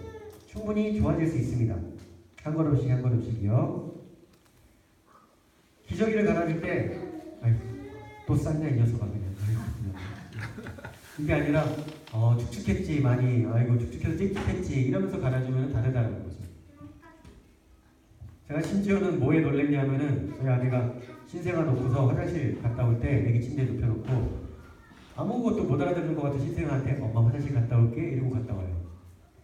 저는 굉장히 신선한 충격을 받았어요. 저희 아내를 보고서 이 아이를 정말 인격적으로 대하는구나. 이 아이가 느낄 만한 감정을 참 잘 다뤄주는구나. 그렇다고 해서 지금까지 저희 아내가 완벽하게 다 잘하고 있는 건 아닙니다. 분노를 쏟아낼 때도 있고요. 완벽한 사람 아닙니다. 저희 아내는 저는 이거 연습하면 좋아져요. 누굴 보면 알 수 있냐면 저를 보면 알 수 있어요, 여러분. 저는요, 굉장히 이 공감 능력이 떨어지는 사람이었어요. 지금도 여기 계신 여러분들보다 그게 높다고 볼 수가 없어요. 굉장히 떨어져요. 누가 이렇게 기뻐하면 저 락앤락 탔어요 하면은 저게 왜 기쁘지? 이해가 안 돼요. 저게 왜 기쁠까? 진짜 기쁠 일이 없나 보다. 누가 막 슬퍼하잖아요? 저런 것도 슬픈가? 이렇게 슬퍼할 일은 아닌 것 같은데. 누가 막 화내면은 그렇게 화를 못 참으세요. 진짜 공감 능력이 떨어지는 사람이었어요. 근데 저도 이거를 배우고 나서 자녀를 양육하게 되면서 연습을 하는 거예요. 훈련을 하는 거죠, 저 자신이. 그래서 아이가 힘든 일을 당하면은요, 제가 보기엔 별로 안 힘든 것 같아요. 이게 막. 그래도 그랬어? 그렇게 힘들었어? 저희 초원이 같은 경우가 좀 어떤 면에서 승리랑 감정의 폭이 굉장히 비슷해요. 굉장히 감정이 이쪽으로 갔다가 저쪽으로 확 갔다가 뭐 이런 아이거든요.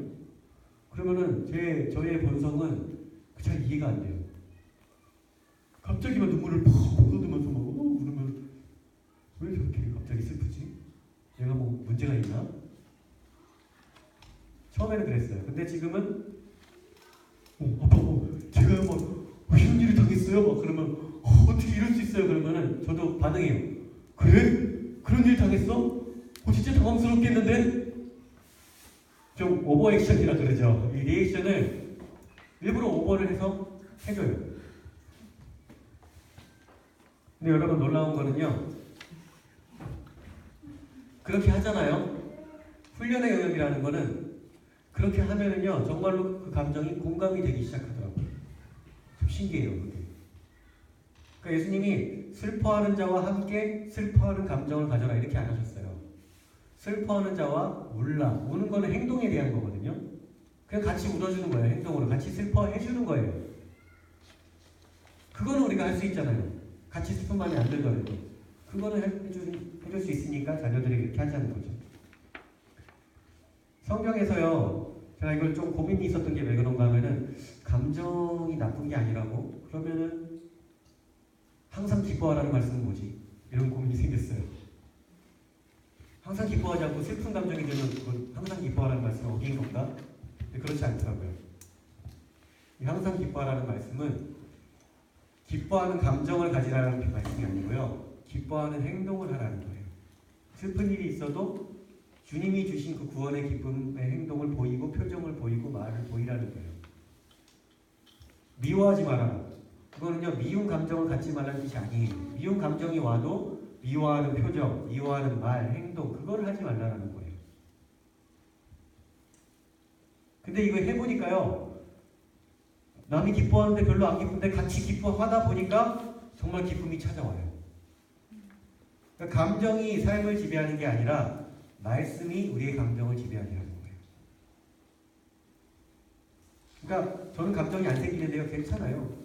잘 안 생기는 감정도 주님이 인정하세요. 하지만 여전히 우리가 승리에게 기뻐하는 행동을 공감해 줄 수 있다는 거죠. 네, 연습하겠습니다. 연습합니다. 지금 아이가 여러분 자녀가 엄청 힘든 일을 당했어요. 뭔가. 근데 여러분이 보기엔 별일 아닐 수도 있어요. 그래서 왔을 때 자, 이 실전 상황이라고 생각하고 훈련합니다. 준비 시작. 같이 하시는 거예요. 같이 지금 소리를 내서 애가 힘든 일을 당해서 왔어요. 자, 준비 시작. 정말 그랬어? 와, 진짜 힘들었겠는데? 와, 진짜 쉽지 않았겠다. 그런 일이 있었냐? 아빠라도 힘들었겠다, 야. 아이고.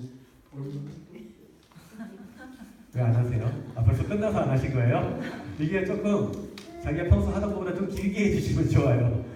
힘들었어? 이거 끝나지 마시고 좀 길게 해주세요. 이제 뭔가 좋은 일을 만나서 엄청 기뻐하는 거예요. 내가 보기엔 별로 그렇게 기쁜 일 아니에요. 그런 상황이에요. 자, 준비. 주한이가 엄청 흥분해서 엄마 이거 보세요. 막 이렇게 왔어요. 자, 준비 시작. 우와 진짜 좋겠네. 우와 이거였어? 와 진짜 좋겠다. 와 야, 정말 행복했겠다. 야. 좋아요. 지금 아까보다 길어졌어요. 자, 일단 조금 더 길게 해주세요. 좀 오버액션. 하신다고 생각하고 계시겠죠. 제가 느낄 수 있을 정도로. 저도 못 느끼는데 여러분 자녀가 어떻게 느끼겠어요? 제가 느낄 수 있게 해주세요. 아이가 가다가 꽈당 넘어졌어요. 그때 얼른 일어나지 말고 아파요 아이가 지금. 근데 내가 보기 별로 크게 아플 일이 안 보니까 시켰어요. 뭐 이런 거예요. 자, 준비 시작. 아이고 진짜 아팠겠다. 아이고 피났네 피났어. 아이고 그냥 아이고 무릎이 까졌어. 정말 아팠겠네요. 아이고 네가 이러니까 다쳤지. 그러니까 조심하랬지. 이런 건 그때 얘기 안 하셔도 돼요. 아이가 황당한 일을 당했을 때 준비 시작. 진짜? 그랬어? 나 진짜 황당했겠다. 오 정말 당황스럽겠는데. 이야, 어떻게 그런 일을 당했을까? 이렇게 하시는 거예요. 잘하셨어요. 이게 네. 알아요. 이렇게 해야 되는지 아는데 이게 뒷부분에 가서 넘어졌어. 이제 공감을 해줘야 네. 되겠고 네. 아이한테 설명을 해줘야 되겠고 하니까 그렇죠. 아프겠다. 아프겠네. 조심 좀 하시. 조심 좀 하시, 그죠? 이게 별로 도움이 안 되죠, 그죠? 알아서 이거는 해야 되겠어서 아프겠네 하는데 이게 잘하신 거예요. 왜 잘하셨냐? 전에는 아프겠네도 안 했을 수 있거든요. 거기부터 시작하면 돼요. 괜찮아요. 지금 뭐 완벽하게 하시라는 게 절대 아니거든요. 예전보다 조금 더 공감했으면 성공인 거예요. 근데 아까 제가 선교사님께 말씀드렸었는데요. 제가 6시 조금 넘어서 오늘 6시쯤 넘어서 이 마트 여기 원역 앞에서 겪은 거거든요. 근데 이게 저도 이게 조금 저번에 구매를 받고 저희 첫 시험 스쿨 하면서 제가 조금 이게 훈련이 됐나 보다라고 생각하는 게 아이가 제가 이제 이제 오이랑 고추를 사러 마트를 딱 들어갔다가 나오는 게 있는데 한 어린 이게 유치원생이 울고 있는 거예요. 그래서 그냥 울고 있나 보다 하고 왜 울고 있지라고 생각하고 차로 갔어요. 제 차로 갔는데 딱 뒤돌아 봤는데 모든 사람마다 지나고 이 아이는 계속 울고 있는 거예요. 무슨 일 있나 보다 하고 이제 그걸 놓고 아이한테 갔는데 여기서 제가 좀 훈련받은 게 나오더라고요. 그래서 딱 이게 제가 이제 저도 이게 자녀하고도 다를 수도 있겠지만 무슨 일 있니? 아저씨가 좀 도와줘도 될까? 라고 이렇게 이제 하면서 이제 앉았어요. 눈높이를 맞춰주려고. 그랬더니 아빠를 잃어버렸어요 그러는 거예요. 그래서 그렇구나. 엄청 울고 있는 거예요. 아빠 잃어버려서 지금 많이 슬펐구나 라고 이제 그렇게 했더니 네 대답 그냥 똑똑하고 잘하더라고요. 네. 그래서 근데 아빠 어디 갔을까? 라고 했더니 아빠 뭐 잃어버렸다고 이렇게만 얘기를 하는 거예요. 그러니까 야구 좀 당황을 하니까요. 그랬구나. 근데 혹시 아빠 전화번호 아저씨가 좀 도와줄게. 그렇게 했더니 야가 이제 감정이 이제 조금 이제 가라앉은 것 같아요.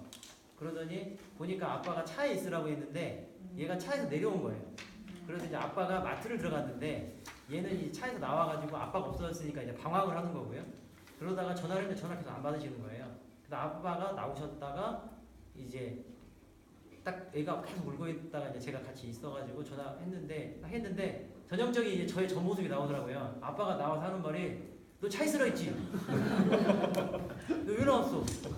그러니까 아이는 아빠를 잃어버려 슬퍼서 울고 있고 한 아저씨는 그래도 공감을 해주고 있는데 아빠는 나오자마자 혼내는 거예요. 그래서 제가 저게 나였구나. 그런데 제가 그 다음은 뭐냐면 내가 저도 제가 선교사님께 이 말씀을 드리면서 제가 조금 도와주겠다.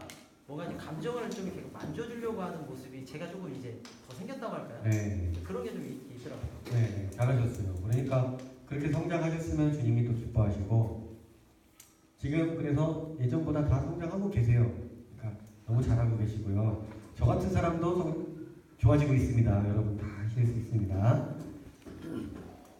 이게 훈육에 있어서 너무 중요한데 아이가 어떤 행동을 잘못했거나 어떤 훈육을 해야 될 때 그 행동을 이야기하기 이전에 그 아이의 감정을 먼저 다뤄주고 그 다음에 훈육이 들어가는 게 너무 중요해요. 그거를 하지 않으면은 자녀가 노엽게 되고 훈육이 안 먹히게 됩니다.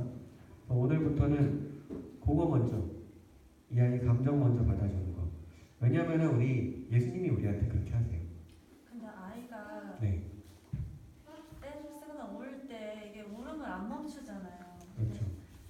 어떤 일을 겪었을 때 아이는 계속 울기를 원하고 저는 뿅뿅 치기를 원하고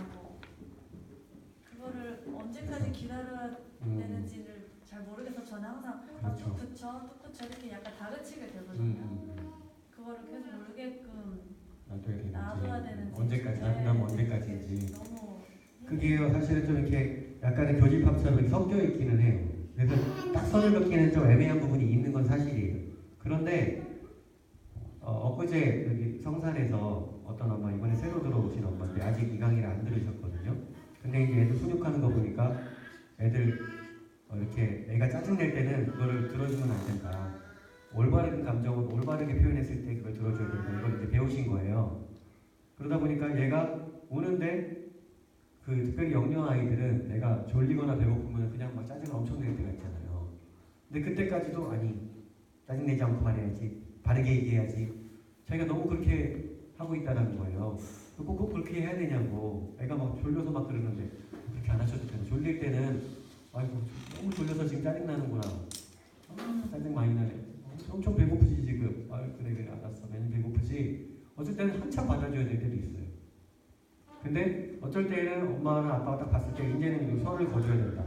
이거는 그냥 감정이 짜증낸 게 아니라 짜증나는 행동과 태도로 막 나타나고 있다 해서 엄마 아빠가 딱 봤을 때 여기서 선을 거줘야 된다라고 생각해서 이제는 또 해야지만 들어줄 거라고 얘기해야 될 때도 있어요. 그 선을 엄마 아빠가 결정하는 거예요. 왜냐? 엄마 아빠가 제일 잘 알아요. 성령께서 나에게 제일 잘 알 수 있는 기준을 주셨다는 확신을 갖고 하시되 이전보다는 좀 감정을 받아줘. 특히 짜증나는 감정을 영리한 아이들이요. 그것도 좀 받아줄 필요가 있어요. 배고파서 짜증났구나. 아이고 지금 졸려서 힘들지. 한참 해줘야 될 때도 있어요. 사실이에요. 그것도 똑같이 하면 안 되나요? 어떻게 해야 돼요? 그게 제가 대학교 때 일이 있었는데요. 네. 어떤 이렇게 여자아이였는데 여자아이가 어렸어요. 한 6, 7살이었는데 애가 감당이 안 될 정도로 울고 짜증내고 그런 아이. 근데 부모님이 저한테 맡긴 거예요. 교회에서 이제 가르치는 그거니까. 근데 이야기에도 전혀 통제가 아예 안 됐어요. 막 다니고 그랬어요. 그래가지고 나중에 방을 하나 잡고 들어가서 그냥 같이 울었어요. 여자애가 울었는데 저도 같이 울면서 눈은 보고 있으면서 같이 이제 우는 형태를 취하고 같이 울고. 근데 내가 목소리가 저보다 조금 레벨이 더 올라가려고 제가 더 올렸어요. 그러니까 걔도 계속 쳐다보면서 이제 계속 하는 거예요. 그러다가 또 같이 쳐다보면서. 몇 살짜리였어요 그때 당시? 6살? 5, 6살 같아요 아마. 같이 하니까 걔가 아저씨는 왜 울어? 선생님 왜 울어요? 그래. 네가 우니까 나도 같이 우는 거야. 그러니까 그럼 울지 마. 반대로 말을 하더라고요. 그럼 너 끝쳐. 그럼 나도 끝일 거야. 그래갖고 그 다음부터는 이제 눈 보고 이렇게 따라오더라고요. 그게 2시간, 3시간 됐어요. 아하. 같이. 그러니까 아이들도 테스트를 하더라고요. 네. 이게 내가 이러면은 이쪽에서 반응이 이렇게 나올 거지. 그렇죠. 즐겨요. 그죠. 즐기니까 이런 사람한테는 이렇게 하고 저런 사람한테는 저렇게 하고 맞아요. 보면서 하기 때문에 울면은 같이 울면은 레벨이 더 목소리가 데시벨이 높으니까 애가 반응이 와요. 내가 달램을 받고 싶은데 왜 여기서 울지? 그럼 내가 달래줘야 생각을 하더라고요. 짜증나는 것도 마찬가지. 짜증내면은 같이 짜증내는 거예요. 그리고 너가 하니까 나도 너는 어때? 이런 엄마 모습. 그러면 되지 않을까 싶은데요. 그것도 일정 부분 통할 수 있는 방법인 것 같아요. 왜냐하면 그 아이가 정확히 제가 상황을 보지는 않았지만은 어떤 면에서는 그 아이가 내가 이렇게 우는데 같이 울어주고 공감해주는 사람이 처음이었을 수도 있잖아요. 그렇죠. 왜 엄마 아빠가 왜 나만 놓고 갔지? 왜 선생님만 있지? 네. 너네 엄마 아빠가 힘들어서 간 거야. 너 때문에 이렇게 울어서. 안 울면 울 거라 이거지.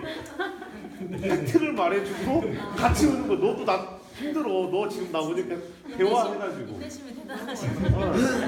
같이 이해를 해야죠. 같이 이해를. 네, 어쨌든 그 아이의 감정에 반응해준다라는 거는 그렇죠. 일단 이게 긍정적인 면이 있는 것 같아요. 그 아이의 감정을 막 억누르고 이건 이렇게 해서는 안 된다라고만 무조건 누르는 것보다는. 근다고 이렇게 남의 예를 갖다 막 윽박지르면 순간 뭐라고 할 수가 없잖아요. 네. 그 예를 들을 그 부모님은 더 상처를 받을 수가 있는데. 네. 그러니까 같이 우는 게 낫지. 맞아요. 방법은 같이 공감하면서. 네, 그 아이들이 막 빽빽 울고 그런 상황이 있을 때, 오늘도 그런 빽빽은 아니지만 이렇게 아이들이 울음을 팍팍 터져버린 상황이 있었는데, 거기서 메스를 착 들이대갖고 이 아이가 지금 감정적으로 힘들어서 우는 것과 지금 우는 것을 통해서 무언가를 쟁취하려고 하는 그 행동을 싹 도려낼 필요가 있어요. 이게 다른 친구들이 있어도 이 친구를 그 행동을 제어하기 위해서 어떻게 보면 엄마들이 저는 이 애가 울으니까 이 애와 같이 공감하고 우리 다 같이 한번 울어보자 하는 것도 방법 같아요. 아 그러면 애가 어떻게 반응할까? 전 그것 되게 궁금하거든요, 사실. 주영정씨 유연하시네요. 아니 그 애가 같이 짜증내면 다른 애들도 야 우리 이번에는 짜증나는 놀이 해볼까 하고 서로 짜증내고 이렇게 하면 그럼 그 애도 이게 뭐지 할까요? 심리 치유센터 가면 그런 작업들을 많이 하잖아요. 네, 그것도 방법 같아요. 그래서 그게 제 생각에는 그것도 좋은 방법이기는 한데 그게 정말 공감이 되어서 되면은 훨씬 더 건강하게 나올 수 있을 것 같아요. 근데 그 아이에게 어떤 충격요법으로서 하는 것은 한두 번의 효과가 있을 수 있는데 그거 자체가 완벽한 솔루션을 제공하기는 참 어렵고 기본적으로는 그 아이의 감정에 진심으로 공감의 행동을 보여주는 것 그게 꼭 들어가야 될 것 같아요. 그러니까 이렇게 뭐 리더 교육을 받잖아요. 네. 이렇게 사회에서 뭐 이렇게 리더 교육을 받다 보면은 희노애락을 배워요. 기본적으로 아마 여기 계신 분들이 있는데 아마 소리내서 10분 이상 웃음 소리를 내면서 웃으라고 하면 못 내실 거예요, 아무도. 10분 동안 큰 소리로 내 주변에 없다 하고 울어보세요 하면은 막상 못 울으실 거예요. 어른들이 그러는데 과연 아이들이 그럴 수 있을까요? 그걸 다시 되짚어봐야 된다는 거죠.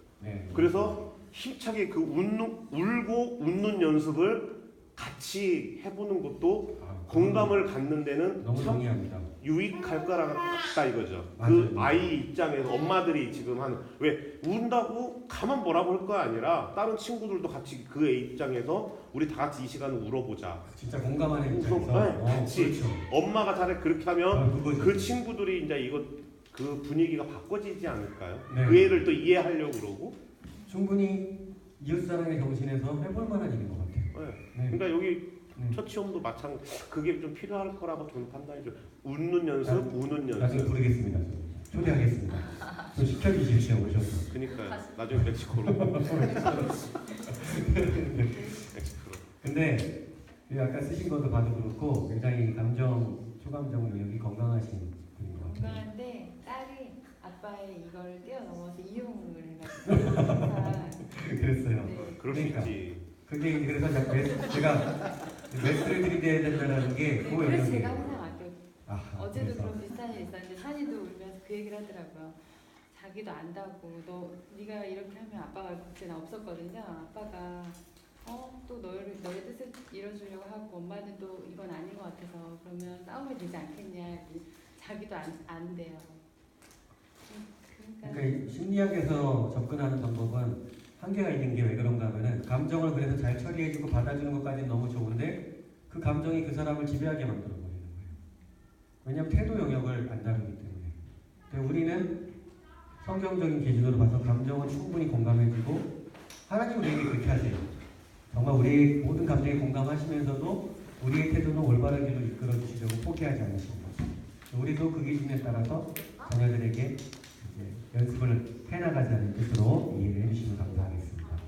이렇게 나눠주시니까 너무 좋네요. 이렇게 피드백을 주시고 계속 나눠주시니까. 가족도 그리고 다른 주제인데요. 몇 개만 조금 얘기해 보면은 아이를 노엽게 만들지 않으려면 자녀를요.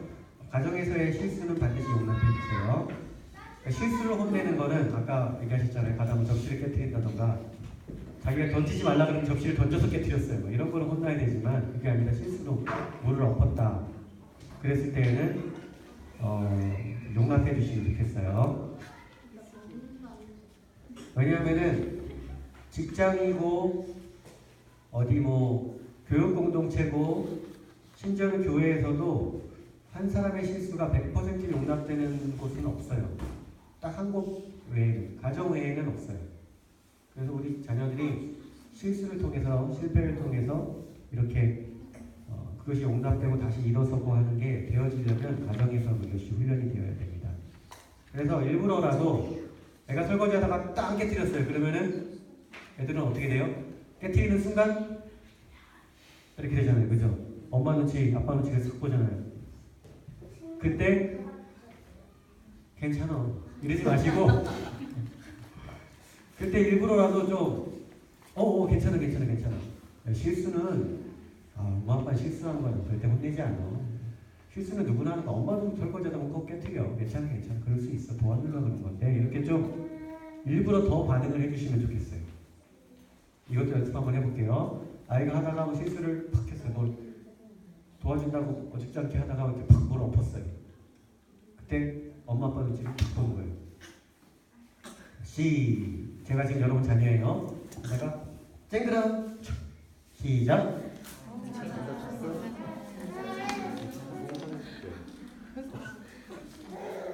스스로 혼내지 않는다. 지금 제가 받는 느낌을 그대로 전해드릴까요? 네가 잘못했는데 내가 좀 봐줄게 이런 느낌이거든요 지금. 이게 아니라 진짜 괜찮아 이거 아무것도 아니야 이렇게 좀 해주세요. 다시 한 번 할게요. 자, 쨍그랑. 엄마 나 비꼬는 거지? 네. 일단 여기까지 하겠습니다. 네. 좋아요. 왜냐하면 우리의 자녀가 우리가 자녀들을 훈련시키는 목적이 실수를 감소시키기 위해서 훈련하는 게 아니에요. 우리의 목적은 태도를 변화시키고 싶은 거예요. 태도가 좋아도 실수는 있을 수 있어요. 실수가 없어도 태도가 나쁠 수 있단 말이에요. 우리의 목적은 태도를 변화시키고 싶은 거예요. 그리고 또 문제는 뭐예요? 컵은 괜찮은데 아니 비싼 걸 깨뜨렸을 때 좀 달라지죠. 저는 제가 그 얘기 들었던 거 희원이가 차 긁은 거 전에 얘기해드렸던가요? 했어요? 했나요?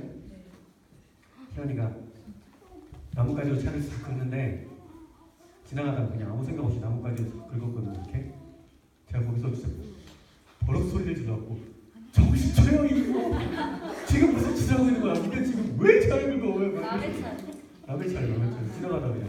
근데 차에 기스는 안 났어요. 나뭇가지로 이렇게 한 건데 제가 깜짝 놀라고 막 그냥 애를 쥐잡듯이 그냥 왜 그랬을까요? 그렇죠. 돈 때문에 그런 거예요. 돈 때문에. 컵은 괜찮아. 컵은 지금 깨쳐서 제가 괜찮아 아주 나이스하게 해요. 근데 차를 그렇게 하니까 남의 차를 제가 나중에 희원이한테 사과했어요. 집에 와서 아빠가 미안하다.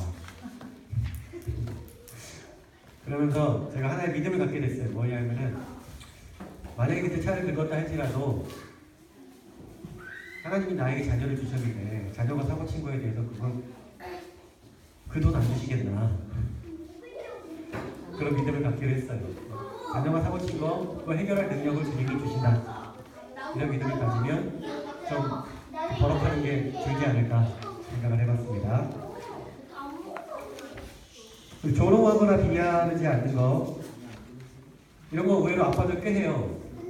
즐겁게 해준다고 하는 건데 야 너는 못하잖아 이런 거 있잖아요. 그죠? 너 이거 할 수 있어? 또 봐라 얼굴 봐라 지금 이런 거 있잖아요. 이런 것들은 이제는 안 해야 돼요. 남자들도 남편들도 유머를 하지 말라는 게 아니고 조롱하지 않고 비하하지 않고도 얼마든지 재밌는 유머 할 수 있어요.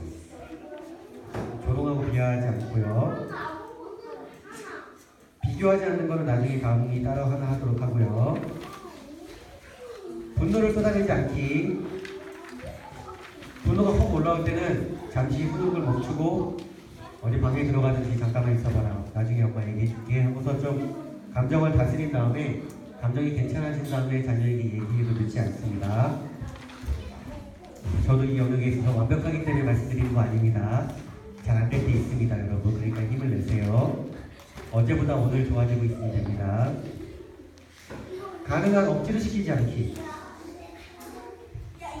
이것도 좀 괜찮은 팁인데요. 자녀에게 이렇게 해야 된다 하지 말아야 된다 가르친 다음에 그 마지막에는 자기의 자유의지를 사용해서 자기의 자유의지를 선택해서 그 좋은 선택을 할 수 있도록 도와주는 건 좀 필요해요. 하나님이 선악과 먹지 말라고 처음부터 이렇게 불칼을 둘러놓고 선악과에 저희 접근도 못하게 하는 게 아니잖아요. 그거를 먹을 수도 있고 먹지 않을 수도 있고 선택권을 주신 거잖아요. 그러니까 간단한 예인데 그렇다고 해서 무조건 네가 다 선택해라. 네가 선택하는 게 다 옳은 거다. 이런 식으로 접근하라는 얘기는 아니에요. 이건 절대 안 되는 거라고 가르쳐야 돼요. 그런 거 하지 말라는 건 아니고 꼭 해야 되는 거다. 가르쳐야 돼도 돼요. 그렇게 하셔도 돼요. 근데 제가 하나의 예를 들어서 설명해 보실 테니까 그냥 팁을 얻어보세요.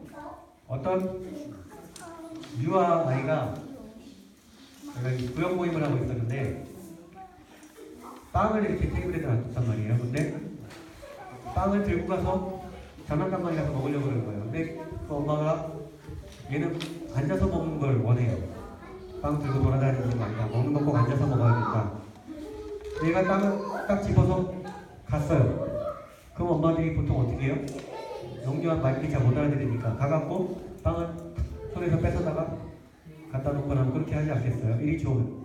그죠? 근데 그때 어떤 상황이었냐면 얘가 빵을 입고 막 가는데 엄마가 누구야? 빵 앉아서 먹어야지. 이렇게 된 거예요. 왜냐하면 지금 모임하고 있으니까 자기 모임하느라 바쁘니까 한두 번 얘기하다가 어쩔 수 없다. 제가 갔어요. 제가 일어나갖고 근데 그 상황은 지금 가족들 간에 다 아는 서로 잘 아는 가정이고 초청스크라는 가정이고 그 아이도 저를 잘 알고 있고 신뢰관계가 있는 상황이에요. 제가 그 아이 손목을 딱 잡았어요. 빵든 손목을 딱 잡고 일로 와봐. 괜찮아. 일로 와봐. 일로 와보세요. 하고 데리고 와갖고 빵 접시 위에까지 끌고 와갖고 지금 누구가 여기 손에 놓으세요. 네가 놓으세요. 엄마가 방금 빵 갖고 가지 말라고 했죠. 네가 놓으세요 하니까 얘가 하다가 마지막에 자기 손으로 탁 놓고 간 거예요. 이게 좀 다르다는 거죠. 많이 다르다는 거죠. 그 아이의 손에서 빵을 뺏어와서 갖다 놓는 거랑 마지막에는 그 아이가 자기의 의지로 놓도록 한 거랑은 꽤 차이가 있다라는 거예요. 그래서 우리의 목표는 억지로 하는 게 아니라 자기의 의지로 옳은 걸 선택하게 하는 게 목표잖아요. 그런 영역에서 조금 더 이렇게 신경 쓸 여지가 있다면 항상 이렇게 할 수 없을지도 몰라요. 상황에 따라. 그러나 그렇게 할 수 있는 여지가 있다면 스스로 좋은 걸 선택하도록 훈련시키면 좋겠다. 왜냐하면 사람이 이렇게 억지로 하는 걸 항상 좋아하도록 하나님이 만들어 놓지 않으셨어요. 여러분도 그렇잖아요. 예수님도 심지어는 억지로 사람들이 막 메시아 만들려고 그럴 때 그냥 도망가셨어요. 물론 때가 안 돼서 그런 것도 있었지만 그래서 너무 억지로만 시키면 자녀들이 감정이 상하고 노엽게 될 수 있기 때문에 어떤 것에서도 절대 허락하지 않는 것 선이 있어도 되지만 또 어떤 영역에 있어서는 선택할 때까지 기다리는 것도 필요하다. 그런 말씀을 드리고 싶습니다. 강의는 여기까지고요. 마지막으로 질문이나 뭐 하시고 싶은 말씀 있으면 한두 개 하고. 그래서 좀 마지막에 네. 저기에서 제가 재정적 손해를 염려하지 않기 있는데요. 네. 저게 어떤 예일까요? 가정에서 실수가 재정적 손해를 염려하지 않기인데, 그러니까 엄마 아빠가 돈 걱정하는 거를 말씀하시는 건지, 그러니까 아이가 뭔가를 그 쓰임에 있어서에 대한 부분들 있잖아요. 예를 들면 핸드폰을 재정적 손해를 염려하지 않기가. 그러니까 핸드폰이 딱 깨트리면 돈 생각부터 날 때가 있다는 거죠. 그 부분을 그 부분을 얘기하는 거죠. 그리고 또 비슷한 걸 수 있는데 구역 모임 지금 해야 되는데 잡채 이만큼 해놨는데 내가 들고 가다가 지금 시간 다 됐는데 팍 엎어버렸어요. 그럼 이 손해를 지금 만회할 수가 없잖아요. 그런 생각이 들 때, 손해에 대한 생각이 들 때 하나님이 책임지시겠지, 우리 자녀가 할 일에 대해서 이런 좀 믿음을 가져보자는 거죠. 그러면은 자녀의 감정을 그냥 저한테 물어봐요. 아빠 돈 얼마 벌어요? 뭐 한다고 하면 그러니까 얘네들이 실수를 했어요. 아까 말씀드린 좀 알다 보니까 큰 실수인 것 같아요. 그러니까 뭔가 사고를 친 것 같은 느낌이 딱 들어요. 실수였는데. 그러면 저한테 물어요. 아빠 돈 많이 벌어요? 왜 그러냐? 돈 들어갈 일 있다 이러거든요. 그렇죠. 물론 그걸 입고 난 다음에는 그러니까 핸드폰 갖고 다닐 때는 꼭 엄마 허락받고 주머니 넣고 다녀라 뭐 이렇게 훈계를 줄 수 있겠지만 일단 딱 상황이 발생했을 때에는 좀 그런 감정적 대응하지 않고 해주시면 도움이 되니까 측면에서 제가 맞습니다. 또 질문이나 하시고 싶은 말씀 있으세요? 근데 여기 초등학교에서 순종하고 애들한테 그렇게 했잖아요. 그 무조건 부모를 순종하라고 계속 해야 돼요. 아, 예수님 한 번씩 너무 예수님 그러면은 내 엄마 그러잖아요. 그러면 예수님가 하면서 왜 막 순종해야 되고 막 무조건 순종해야 되고 그러면 저희도 무조건 순종해야 돼. 그렇게 그랬더니 기본적으로 그걸 가르쳐야죠. 무조건 순종을 가르치되 그 방향성이 무조건 억지로 순종하는 방향성이 아니라 우리가 원하는 거는 무조건 순종이 기뻐서 자기의 의지로 할 수 있는 데까지 나아가는 게 우리의 방향성이라는 거죠. 근데 어떨 때는 무조건 순종이라는 게 네. 아이들이 큰 이게 중학교 넘어가고 하면은 자기들이 머리가 생성이 되면은 강요라고 느껴지더라고요. 부모님들에 대한 반항이 될 수 있어서 네. 그것은 이렇게 보니까 엄마 아빠가 아까 말한 초감정이 부모님들의 초감정이 정상적이고 제대로 이렇게 있으면 그네들도 그 부모님들을 따라서 제자리로 올 거라 그런 믿음을 좀 가졌으면 좋겠다는 거예요. 왜 많이 틀어지지 않거든요, 사실. 근데 엄마들이 불하는 거야. 큰애 데려가니까 한번 키워보고 키워보시고 이게 지금 동의가 되는 영역은 어떤 이거 좀 구별해서 조금 생각할 필요가 있는데 자녀가 어렸을 때부터 순종하는 게 당연한 하나님의 가치로 여기고 쭉 삼청스쿨이나 홈스쿨 통해서 자란 자녀인 경우에는 사실은 청소년기에서도 그런 게 별로 안 나타나요. 근데 그런 교육을 받지 못하고 자기가 생각하는 게 항상 네 생각이 항상 옳은 거야 라고 알게 모르게 주입되어서 자란 아이들은 지금 이 순종의 기준을 갖고 딱 들어가면 당연히 말씀하신 것처럼 문제가 생겨요. 그런 나이가 이미 되어서 우리를 성경적인 교육을 만난 아이의 경우에는 좀 더 지혜롭게, 좀 더 시간을 갖고, 좀 더 인내를 갖고 정말 그때는 그런 믿음이 정말 필요해요. 하더라도 하나님이 얘를 정말 많이 들어주지 않게 하실 것이잖아요. 그 믿음 없으면은 정말 억압이 될 수가 있어요. 예수님도 지금 이미 그 정도 나이가 됐기 때문에 요 나이가 되기까지 못 배우고 자란 게 있거든요. 그렇기 때문에 한 번에 되지 않을 수 있어요. 근데 자꾸 그러면 너 그렇게 교육 받았잖아, 너 했었잖아, 초등학교 때 그렇게 했었잖아, 그게 자꾸 말하는 그것도 조금 지혜롭게 표현들로 바꿔줄 수도 있는데 너 그렇게 배웠잖아도 있지만은 예진아 엄마는 그렇게 배웠기 때문에 엄마는 지금 순종하기 위해서 가르치는 건데 엄마는 네가 이걸 억지로가 아니라 네 스스로 그렇게 기쁘게 하기를 바라고 기다릴 수 있어. 이렇게 해줄 수 있죠. 그 표현에 있어서 배웠으니까 이렇게 때로는 그렇게 해야 될 때도 있어요. 그러나 매번 그렇게만 갈 수는 없다는 거죠. 근데 그거는 자기 동생들한테 그렇게 오빠가 이렇게 했는데 너네도 이렇게 교육받는데 너네 오빠한테 순종해야 동생들한테 그거를 하니까 이제 그런 게 있으니까 그러면 그거를 그냥 내줘야 돼 아니면은 예주식 예준이도 그러니까 큰애와 작은애의 권위를 어떻게 세팅해 줄까 애매한 게 많이 있는데 큰애의 권위는 이제 부모님이 일정 부분 권위를 이양해 줘서 부모님이 지시한 것을 지키는 상황에 대해서 권위를 사용할 수 있는데 그렇다고 해서 오빠니까 언니니까 무조건 항상 이 말을 들어야 된다. 이거는 또 옳은 일은 아니에요. 기본적으로는 평등한 관계에 있으면서도 부모님이 권위를 이양했기 때문에 부모님이 말씀하신 거에 한해서 그것들을 지키기 위해서 권위를 사용할 수 있는 권한이 있다. 거기서 좀 제한된 권위를 주시면 좋을 것 같아요. 제한된 경우에 제한된 권위. 그렇지 않으면 애들이 또 권위를 갖고 폭력을 쓰게 돼요. 왜냐하면 아직 그 훈련이 안 돼 있기 때문에.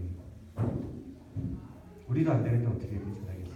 저 같은 경우에는 좀 잠깐 말씀드리면 일단 그러니까 반항적으로 태도하는 거, 그러니까 순종하는 거야라고 했을 때 대답을 안 하면 왜 내라고 대답 안 했어라고 한 번 더 얘기해줘요. 근데 이 아이가 나오는 태도가 아까 말했듯이 반항적 태도로 나오면 그 반항적 태도 된 거는 걸러서 얘기해줘요. 그러니까 왜 반항적 태도를 하는지에 대해서는 물어보고요. 그러나 그 태도는 잘못된 거라고 얘기해주고, 네. 예, 그리고 난 다음에 와서 불편한 게 있거나 아니면은 왜 그랬는지에 대해서 한번 얘기해 그렇죠. 보라고. 얘기하면서 또 감정을 받아주고 네. 네가 지금 순종하기가 굉장히 어려운 마음이 있었구나. 그건 받아줄 수 있어요. 얼마든지. 그래서 그거를 좀 구분, 반항적 태도하는 것들에 대한 지도를 훈육이 필요하고 왜 반항적 태도로 나가게 되는 그 동기가 뭔지는 물어봐줘. 그렇죠. 바로 그거죠. 근데 그 순서가 반항적 태도를 먼저 다루기 전에 동기가 무엇이었는지 어떤 감정이었는지를 먼저 다뤄주면은 그 다음 거 하기가 참 쉬워져요. 근데 그 순서가 바뀌어버리면은 조금 애매해질 때가 많아요. 저는 좀 그랬던 것 같아요. 그리고 저가 조금 커가는 아이들 있잖아요. 예준이 나이 때 그 정도 되면서부터 저도 이제 최근에 초원이랑 어떤 일이 있었냐면은 아이들이 계속 사회와 만나고 하고 어디 학원 가고 만나기 때문에 아이들이 세상하고 우리 아이들 절대 분리되지 않아요. 계속 만나요. 그리고 어쩔 때는 좀 묻어와요. 이렇게 안 좋은 것들이. 피아노 학원 가는데 걔네들이 쓰는 말투를 자기도 모르게 따라하고 있는 부모님에게 하는 거죠. 이런 것들이 보거든요. 최근에 이런 일이 있었는데 이제 효원아 이렇게 해야지, 효원아 이렇게 해야지 제가 이런 말을 하면은 효원이 표정이 좀 뭐랄까 달가운 표정이 아닌 거예요. 마지못해 하는 표정이 보여요. 이렇게. 그 몇 번 보였어요. 그래서 제가 한번 아이들을 불러 모아갖고 초원이랑 같이 진지하게 얘기했어요. 니네가 이렇게 순종하는 건 너무 좋은데 아빠가 정말 원하는 거는, 아빠가 궁극적으로 목표하는 거는 별로 달갑지 않은데 억지로 하는 게 아니야. 아빠는 정말 너희들이 이거를 기쁘게 받아들였으면 좋겠어. 그게 표정에도 기쁜 표정이 나왔으면 좋겠어.